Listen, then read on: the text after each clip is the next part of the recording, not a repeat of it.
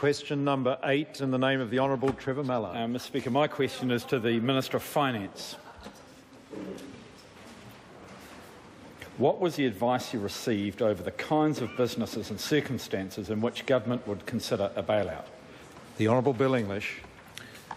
Mr Speaker, I refer the honourable member to my answer to question 4 yesterday on substantially the same issue, because it's substantially the same answer. It's not appropriate to speculate on the circumstances of any particular business, and in particular listed businesses in this House. The honourable member is well aware of the requirements of the Cabinet Manual in that regard. Supplementary the question. Honourable Trevor Mallard. When did the Minister ask for advice and when did he receive it? The Honourable Bill English. Mr Speaker, I asked for advice, I think before Christmas actually, on this matter, simply because it was evident to me that many other governments were also getting advice, if not setting up schemes, and we are in a time when the unthinkable seems to happen every week. The Honourable Trevor Mallard. Is the government considering ensuring that there's a proper return from any funding to through, for example, an equity stake on a model similar to Air New Zealand? The Honourable Bill English. Mr Speaker, I wouldn't intend to speculate on models. As I said, I think I said in the media yesterday, any government participation would have to be a last resort.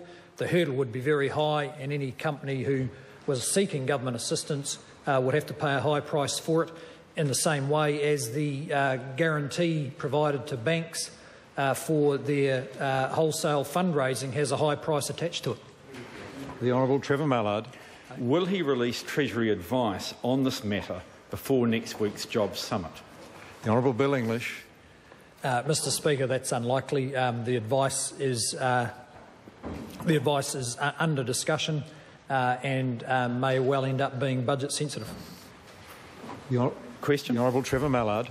Has anyone in Treasury prepared a list of firms that the government might consider supporting? The Honourable Bill English. To the best of my knowledge, no, I haven't seen such a list nor asked for one. Come now to question John Biscowen. Supplementary to the Minister of Finance.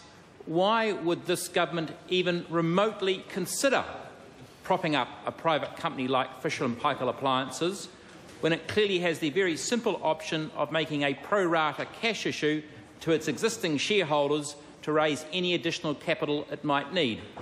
The Honourable Bill English. Mr Speaker, to reiterate a point I made yesterday, any company would be expected to pursue all its commercial options, and any company out there who's considering it should take that advice.